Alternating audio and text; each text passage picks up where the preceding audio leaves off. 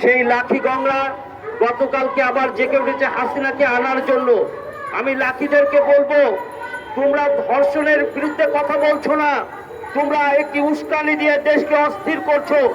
আপনারা দেখেছেন যারাই ধর্ষণ করেছে তাদেরকে গ্রেফতার করা হয়েছে এবং আমরা দেখেছি আমাদের নোবেল বিজয়ী ডক্টর ইউনূস বলেছেন, আপনারা যদি চান, জনগণ যদি চায়, ধর্ষককে ইসলামী আইনে বিচার করা হবে। আমরা আজকে ডক্টর ইউনূসের এই বক্তব্যকে স্বাগত জানাতে চাই। আমরা স্পষ্টভাবে বলতে চাই, আসিয়াকে সহ যারা ধর্ষক তাদের কোনো ক্ষমা নেই বাংলাদেশের মাটিতে।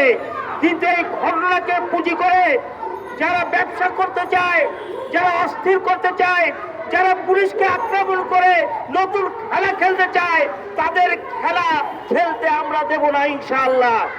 আমরা স্পষ্টভাবে বলতে চাই, সাইদুর রহমান ভাই গত 17 বছর রাজপথে ছিল আর সভা সেমিনার করেছে, আজকে তাকে আসামি করা হয়েছে।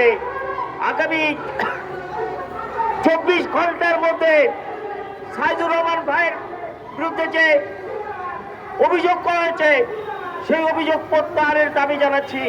এবং নিষিদ্ধ ছাত্রলীগ এই দেবাশিস গংরা থানায় কিভাবে যায় সে বিষয়ে আজকে আমি প্রশ্ন রাখছি। পরিশেষে আজকে সবাইকে সজাগ থাকতে হবে।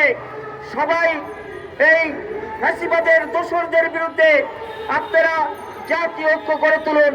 সবাই